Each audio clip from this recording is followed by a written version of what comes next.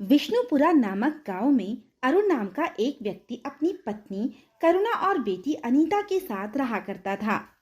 अरुण गांव में सब्जियां बेचकर अपने घर का खर्च चलाया करता था। एक दिन की बात है, अरुण सब्जियां बेचकर अपने घर आ रहा था। तभी रास्ते में विक्रम सेठ मिला और बोला, अरे अरुण, सारी सब्जियां खत्म कर दी, मुझे 2 किलो आलू चाहिए थे।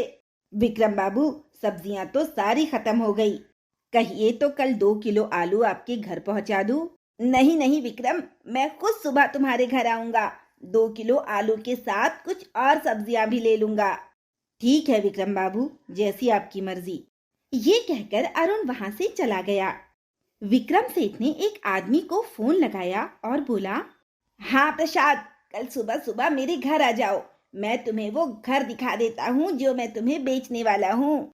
दरअसल अरुण जिस घर में रहता था वो उसकी पुश्तैनी जमीन पर बना हुआ था और वो गांव की शुरुआत में ही पड़ता था, जहां पर सेठ विक्रम अपने जूते की फैक्ट्री लगाना चाहता था। उसने अरुण से कई बार वो घर खरीदने की बात की, लेकिन अरुण ने मना कर दिया। पर विक्रम इस बार चालाकी से अरुण का घर हड़पने की योजना बना चुका था। इसीलिए उसने खरीदार को फोन करके साथ चलने को कहा था। अगले दिन प्रसाद और विक्रम सब्जी लेने के बहाने उसके घर पहुंचे। विक्रम ने 3-4 प्रकार की सब्जियां ली। फिर अरुण से बोला, अरुण, मैं चाह रहा था कि क्यों ना तुम एक सब्जियों की दुकान खोल लो। कब तक यूं ठेले पर घूम घूम कर सब्जियां बेचते रहोगे? हाँ विक्रम बाबू, सोचता तो मैं भी यही हूँ कि अपनी कोई जमीन खरीद कर कोई दुकान बना लूं, लेकिन इतने पैसे कहाँ हैं मेरे पास।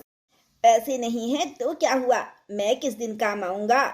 मैंने तो तुम्हारे लिए जमीन भी देख रखी है।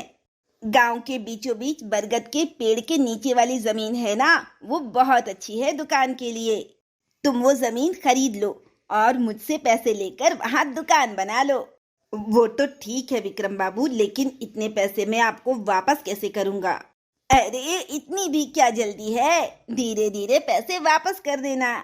ठीक है विक्रम बाबू, मैं कल ही उस जमीन का सौदा करने की बात करता हूँ। विक्रम वहां से चला जाता है, लेकिन विक्रम के जाते ही अरुण की पत्नी अरुण से कहती है, अजी, मुझे तो विक्रम बाबू की बातें कुछ अजीब लगती हैं। आखिर वो हमें इतना पैसा क्यों दे रहे हैं? हाँ करुणा, समझ में तो मुझे भी नहीं आता, लेकिन हो सकता है कि विक्रम बाबू को ब्याज के साथ हमसे पैसा वापस चाहिए और इसी लालच में वो हमें पैसे दे रहे हों। और इसमें बुराई भी क्या है, कम से कम हमारा काम तो हो जाएगा।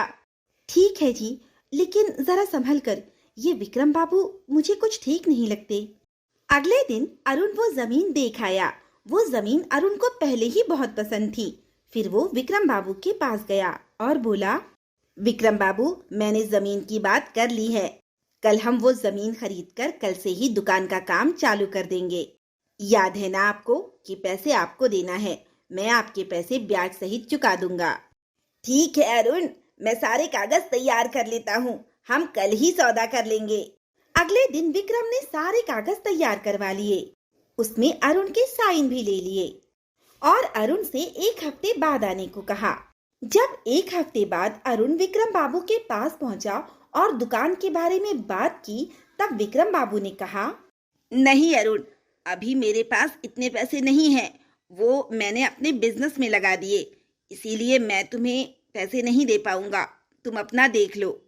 अरुण उदास होकर घर आ गया और अपनी पत्नी को सारी बातें बता ही रहा था कि तभी विक्रम बाबू वहां 2 आदमियों के साथ आए और बोले, अरुण, ये घर मैंने प्रसाद बाबू को बेच दिया है, तुम जितनी जल्दी हो सके इसे खाली कर दो। लेकिन विक्रम बाबू, ये तो मेरा घर है, आप इसे कैसे बेच सकते हैं? अरे अरुण, तुम भूल गए, मैंने तुम्हें दुकान के लिए अभी पूरे 5 लाख रुपए दिए हैं और बदले में तुमने ये घर मेरे नाम पर कर दिया है, ये देखो। क्या? आपने तो मुझे 1 रुपया भी नहीं दिया, आप इतना बड़ा झूठ क्यों बोल रहे हैं? मैंने तुम्हें पैसे दिए हैं, ये रहा सबूत, ये कागज, और जितनी जल्दी हो सके अगर खाली कर दो तो अच्छा है, वरना मैं तुम्हें धक्के देकर निकलवा दूंगा। और फिर विक्रम ने अरुण और उसकी पत्नी को उसकी बेटी सहित धक्के देकर घर से बाहर निकलवा दिया। बेचारा अरुण बड़े ही उदास मन से वहां से चल दिया। थोड़ी दूर जाकर अरुण की पत्नी करुणा ने पूछा, अजी सुनिए, हम कहाँ जाएंगे अब? करुणा, हम पड़ोस वाले गांव में चलते हैं। वहां मेरी मासी रहती है। कुछ दिन जब तक हमारा और कोई ठिकाना नहीं हो जाता, तब तक हम उन्हीं के पास रह लेंगे। और इस तरह अरुण पड़ोस के गांव में गया।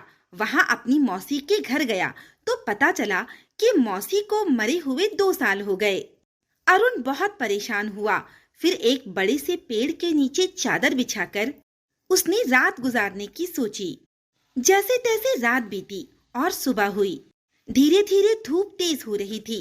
तभी अनीता अपने पिताजी से बोली, पिताजी, बहुत तेज धूप हो रही है, मुझे बहुत गर्मी भी लग रही है। हाँ बेटा, वो देखो सामने बहुत सारे केले के पेड़ हैं। मैं केले के पत्तों को तोड़कर लाता हूँ और उन्हें जोड़कर इस पेड़ के नीचे एक छत बना लेता हूँ। ये कहकर अरुण उन केलों के झाड़ के पास जाता है और वहां से कुछ केले के पत्ते तोड़ लेता है और उन्हें लाकर उनसे अपने लिए एक झोपड़ी बना लेता है। झोपड़ी बनते ही वो झोपड़ी एक सुंदर मकान में बदल जाती है, जिसके चारों तरफ केले के पत्ते लगे हुए थे और सुंदर सुंदर केले के पेड़ भी लगे थे। अरुण, करुणा और अनीता को कुछ समझ नहीं आ रहा था कि ये क्या हो रहा है। धीरे धीरे वहां पर गांव वालों की भीड़ इकट्ठा हो गई। एक गांव वाला बोला, अरे भैया, तुम कौन हो? तुमने जादुई केलों के पेड़ से जादुई पत्ते तोड़ लिए, फिर भी तुम्हारा कुछ नहीं बिगड़ा। इसका मतलब है तुम बड़े ही भले इंसान हो। मैं आप लोगों का मतलब नहीं समझा। क्या इन केलों के पेड़ के पत्ते जादुई हैं? हाँ भैया, ये केले के पेड़ के पत्ते जादुई हैं, लेकिन इसका जादू हमारे लिए अब काम नहीं करता। मैं समझा नहीं भाई, जरा मुझे विस्तार से बताओ। क्या ये पहले तुम्हारे लिए काम करते थे? और अगर करते थे तो अब क्यों नहीं करते? भाई, बहुत दिनों पहले की बात है। हमारे गांव में बहुत बारिश होती थी और बहुत तूफान भी आते थे, जिससे हम सभी के घर टूट जाया करते थे। उन दिनों गांव में एक साधु आए हुए थे। गांव वालों ने साधु बाबा से बड़ी ही मिन्नतें की कि किसी तरह हमारा गांव बच जाए, ताकि हमारे परिवार को परेशानी का सामना ना करना पड़े। तब साधु बाबा ने यहाँ कुछ केले के पेड़ लगाए और बोले, गांव वालों, ये कोई साधारण केले का पेड़ नहीं है, बल्कि जादुई केले के पत्तों का पेड़ है। जब ये पेड़ बड़े हो जाए तो इन केले के पेड़ से पत्ते तोड़कर तुम अपने अपने घर बना लेना। ये पत्ते जादुई होंगे और इन पत्तों से बने हुए घर कभी नहीं टूटेंगे। परंतु एक बात याद रखना, जब भी इस गांव में कोई बेघर व्यक्ति आए, उसे हमेशा आश्रय देना। और फिर ऐसा ही हुआ। साधु के जाने के बाद वो केले के पेड़ बड़े हो गए। उसमें आए हुए पत्ते सचमुच जादुई थे। सभी गांव वालों ने उन पत्तों से अपनी झोपड़ी बना ली। वो झोपड़ी बारिश और तूफान से कभी नहीं टूटी। परंतु एक बार गांव में एक रमेश नाम का व्यक्ति आया। उस व्यक्ति को कोढ़ की बीमारी थी। रमेश ने गांव वालों से बड़ी ही मिन्नतें की कि वो उसे वहां रहने दें, परंतु गांव वालों ने उस पर दया नहीं की और उसे गांव से निकाल दिया। कुछ ही दिनों बाद रमेश की गांव के बाहर मृत्यु हो गई। तभी से हमारी झोपड़ियां पहले की तरह हो गईं। गांव में सभी बहुत परेशान रहने लगे। कुछ दिनों पहले उन साधु महात्मा का फिर से गांव में आगमन हुआ। सभी के बहुत ज्यादा माफी मांगने पर महात्मा ने कहा, तुम्हें अपने पापों का प्रायश्चित करने का मौका मिलेगा। गांव में जल्दी ही एक बेघर व्यक्ति आएगा। वो इन्हीं केले के पत्तों से अपनी झोपड़ी बनाएगा। उस झोपड़ी के बनते ही केले के पेड़ के पत्तों का जादू वापस आ जाएगा। फिर तुम सभी भी अपनी झोपड़ी बना लेना। ये तो बड़ी ही खुशी की बात है कि मैं आप लोगों के किसी काम आ सका। सभी गांव वालों ने मिलकर अरुण को खाना खिलाया। फिर सभी ने मिलकर अरुण की एक सब्जी की दुकान खुलवा दी। अरुण पूरे ऐशो आराम से रहने लगा। एक दिन अरुण की दुकान पर एक भिखारी आया और बोला, भैया, आपके पास कुछ खाने को हो तो दे दो, मैं 2 दिनों से भूखा हूँ। अरुण अपने घर के अंदर से थोड़ा सा खाना ले आया और भिखारी को दे दिया। भिखारी खाना खाने लगा। फिर अरुण ने उसे ध्यान से देखा तो पहचान लिया और बोला, विक्रम बाबू, आपने मुझे पहचाना नहीं, मैं अरुण हूँ, लेकिन आपकी ये हालत कैसे हुई?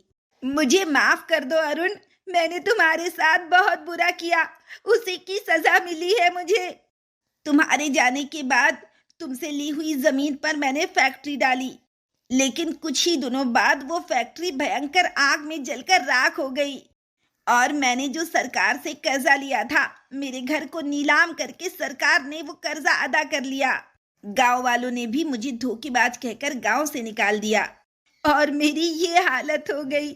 मैं इसी लायक हूँ, लेकिन अगर हो सके तो मुझे माफ कर दो। अरे अरे विक्रम बाबू, जो हो गया वो हो गया। आपको आपकी गलती का पछतावा है, मेरे लिए तो यही बहुत है। आप भी इस गांव में रह सकते हैं। मेरे होते हुए आपको किसी तरह की कोई तकलीफ नहीं होगी। ये जादुई केले के पत्तों का गांव है। यहाँ रहने वाले सभी लोग इन पेड़ों के पत्तों से घर बनाते हैं। समय समय पर ये जादुई पेड़ के पत्ते हर तरह से गांव वालों की मदद करते हैं। अरुण, तुम्हारा दिल सच में बहुत बड़ा है। तुमने मुझे माफ करके मुझ पे बहुत बड़ा उपकार किया है। और इस तरह विक्रम वहां रहने लग जाता है।